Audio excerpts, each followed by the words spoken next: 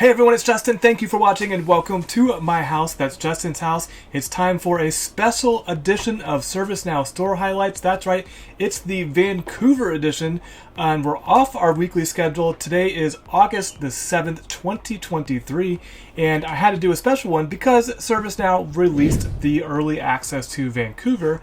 And what that means in the ServiceNow store is that they've released all the applications in the store that are related to Vancouver. Now, not all of them, some might trickle out until general availability, but most of them get released with early access. So you can see here on my screen, last week or last Friday, gosh, it's not even been 3 days, we had 56 new or updated applications.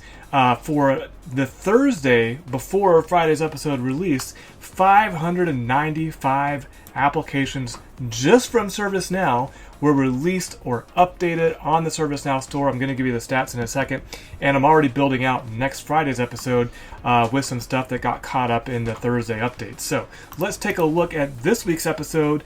I know I'm in my old user interface. That's because my PDI was upgraded to Vancouver, and two big things are broken for me in Vancouver. You may want to hold off on upgrading. My workspace is broken, I can't open it anymore, and my flow designer won't open any flows, any subflows, whether they're mine or out of the box. So lots of issues in my PDI this time around, but that's what I'm doing this for, is to try out the new stuff, and sometimes the new stuff don't work so great. So I'm in the old UI, and you've probably been reading it behind me, but let's just walk through it. 59 new applications from ServiceNow in the ServiceNow store. So just ServiceNow, 212 highlights. I'll talk about that in a second here. 108 compatibility updates, 108 minor updates, and 108 fixes. I have no idea. I just noticed this, and I've been going through these all weekend, that 108, 108, 108. I know that looks totally improbable and unreal, but I'm telling you, I've been through all 595. In fact, I've been through more than 595. It started off at like 650 or something like that, and I whittled it down by getting rid of the stuff that didn't apply. But let's talk about how I categorize this. New releases are obvious. They weren't there before, and now I see them. Highlights there were big things, big changes in the release, and or there were lots and lots of fixes, and so I marked those as a highlight. Compatibility updates, I kind of gave ServiceNow a bone. Now I have to say, the release notes this time around were way, way better than the May update, where I just got nothing for most of it. But there still were a lot of nothings, not by comparison in May. And so what I said is, okay, these are Vancouver compatibility updates. So 108 of the things I went through, either it said no changes, this was just an upgrade or update to a version for Vancouver, or it was blank or repeated the same release notes, and instead of doing a release notes fail, I'm like, well, obviously this is to be compatible with Vancouver. And a lot of the way ServiceNow does their apps, there's like a parent app and there's child or supporting apps, and so I threw a bone over ServiceNow and said, okay, 108 of these are compatibility updates. And then minor updates, those were like onesie, twosie, or just a couple of things, or a change and a fix I put as minor updates, or it says minor release in the release notes. And fixes were fixes. They were just basically small things. So you can see, in addition to new functionality, there was actually a lot of maintenance stuff going on. What I've got here on the screen down below is just the new releases. Now remember, there's 59 of them. Let's just talk through them. I'm not going to try to even open all of these because that would be the longest SSH episode ever in time. So let's just talk about them. Components, a draggable list, access analyzer, account lifecycle events, advanced recommendation action or recommended actions for ITSM. That actually looks pretty cool because recommended actions are something that shows up in the service operations workspace and kind of lets your agents have maybe recommendations on what to do with something. So this is advanced recommendation actions for ITSM that provides contextual and actionable real-time recommendations for service operations workspace, along with workspace configs that show recommendations in the contextual side panel and form fields. So I'm looking forward to playing with that one. Let's see what else I got here. AI Ops dashboards and experience and Amazon SQS spoke. I don't know if you saw the developer Vancouver announcement, but there was a couple of new spokes released. In fact, there's a spoke builder I think we might get to here. Asset security posture management, attribute pack. I don't even know what that is. Let's click on attribute pack. Is a collection of attributes that can be associated to a subset of a CI. Wow. Oh, within the network inventory application. All right, so this is telecom network inventory, which is actually a cool app if you ever had to keep track of stuff in the telecom area. But let's keep going. CDM file uploader. It sounds like healthcare and life sciences. or maybe finance, data model for SBOM, DevOps vulnerability integrations, document service framework for Google's Drive Spoke, EGD activities and EGD core. I have no idea what EGD core is, so let's scroll back down. I clicked on the wrong thing, sorry about that everybody, and we'll actually open the app in the ServiceNow store. What is EGD core? It is enable employees and managers to identify, track, and take control of their career growth and development journey, so employee growth and development, EGD core. So that's what's new, that's a new app. Employee experience VA components or virtual agent, enterprise portfolio, Equifax Spoke, GeoMap component. I was interested in this one because I just did a GeoMap data visualization video, and now they go and release the GeoMap component. It's something you use in UI Builder, but it's for putting stuff on Google Map or Google Maps. So I'm actually interested in playing with that one because I do have my Vancouver webcams still in my instance. Once my instance settles down a bit and everything starts working again. GRC Compliance Case Management Advanced and Full Access, Employee User, iManage Spoke, Inventory Number Management, Investment Funding, and Legal Counsel Center. And I was like, hey, there already is a Legal Counsel Center, but it was in that kind of old agent workspace, kind of legacy workspace. So what they've done is they have a Legal Counsel Center Classic, and now this new Legal Counsel Center that is in the full next experience, or a new workspace, if you will. So excited to get my hands on and play with that one, make you guys a video hopefully.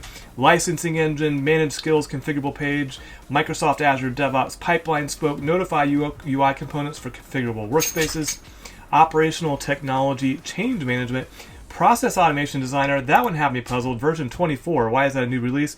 I think what they did is it moved it into the store. So now it's a store app instead of being a platform plugin that you enable without going to the store. So I think the process automation or PAD is not anything new. You can see there's version 24. Just no version history, which signals to me that I think this is new to the store. Plus, in my database, it just got discovered on August 4th, which was last Friday. All right, moving right along here. After Process Automation Designer, Process Mining Content Pack for SPM, Quick Filter Component, SAP ECC RFC Spoke version 2.0 plus a dependency file, SBOM Core, SBOM Response, Security Posture Control Core, Service Operations Workspace Admin Center, and there's an ITSM Admin Center. I was wondering what the heck this was and clicked on it. It's basically a place for admins to come in and do some light configuration for these configurable workspaces like Service Operations Workspace. So this one lets you do things like set greetings, overview, announcements, and upcoming. So I thought that was pretty cool. Want to play with that one here. Here's some more components in UI Builder. So Component Builder, Export Email Composer, Insights Panel, Circuit Map, probably Telecom Network Inventory, SN Docs, Forecast Config, Quick Filter Popover. There's the Spoke Generator that I heard about in the Tech Now or the developer video or webinar, I guess, that was last week. Guided experience for building a new Spoke. I definitely want to play with that because I've run across Open API stuff all the time, and it'd be nice if we were able to build spokes automatically. Sustainable IT, System Events and Jobs Dashboard, Task Intelligence for ITSM, Technology Core, Third-Party Risk Due Diligence, Vulnerability Emergency Response, Vulnerability Response Integration with Agile Management, also with Atlassian Jira, Web Artifact Builder, Word document templates, and workplace connectors. So that is the 59 new releases. These will be up on my blog, so if you're wondering what those are and you want to go through them and click on them, that'll all be up there on the blog. So look for that post at justin.house. You can just type justin.house in your web browser and all this will be up here. But here's the highlights. You can see all of its ServiceNow stuff. I'm not going to try to read all this stuff to you, but it's pretty much almost, I can't guarantee it's every application they have in the ServiceNow store, but a lot of stuff was updated. Now, when I say I highlighted it, it's because there's significant changes. Now, I'm probably not going to go through all of these apps in the App Store because ServiceNow does a fairly decent job of updating the release notes, kind of drawing my attention to what's new. But you never know, I might find something on here and decide to show it. We're now in the GRC section of the highlights, and we're going to go out to the second page to hit the HR stuff for the second 200 or the second 100 here. So scrolling down, here's HR, incident, legal, Microsoft stuff, mobile, performance analytics, playbooks, portfolio planning. Lots of stuff going on in the portfolio planning side. I saw proactive prompts, proactive triggers, procurement, Qualys and Rapid7 for SecOps. RPA Hub, of course, and RPA plugin bundle, security of all the service graph connectors. I know there's only 3 listed here, but there were a lot of updates and a lot of fixes or compatibility updates. Service Operations Workspace Core, I think the Express list used to be an Innovation Lab application. Well, they've now made it generally available, so that means it's supported. So you may want to start looking at that one. I may cover it more here on the channel. Just scrolling down so you can see all the rest of this gobs and gobs and gobs of updates from the ServiceNow Store team on all these ServiceNow Store applications. So that's the highlights. Let's go ahead and take a look at the minor updates. I think we've got 108 of these, and you can see some components, DevOps stuff, again, minor updates, more GRC, flow diagramming for one, guided decisions, health and safety incident management, ITSM, legal, mobile, again, notify stuff, performance analytics stuff, process automation stuff, product catalog, roadmap builder UI components, service requests, shift planning, gosh, it just goes on. Lots of vulnerability response updates I saw in this one. Let's go for the last 8 there. Workforce optimization, lots of updates there, and lots of updates on the workplace side of things. So that's minor updates, and let's end with we've already done new releases. Fixes was the other one. That's right, fixes. So here's all the 108 minor fixes.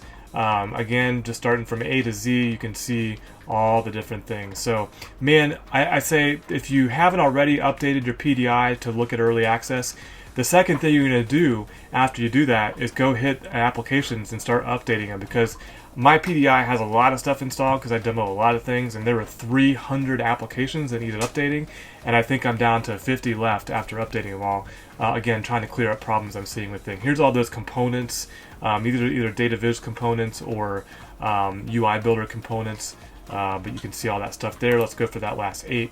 And there's the last of it there. Some new spokes, some updates to spokes, stuff like that. So, just lots and lots of stuff. You can see there 595 applications just last Thursday, August 3rd, updated in the ServiceNow store. This is a one-off video to show you Vancouver so we don't disrupt our weekly cycle of Friday updates of what came out in the ServiceNow store. I hope you found this helpful. If you did, please like, please subscribe, or share with somebody who you think might be interested in what got updated in the ServiceNow store for Vancouver. And don't forget to check out my blog to go through these lists yourself and see if there's anything that you want to see or is important for you to see in this big batch of updates. Until next time, don't forget to always be learning.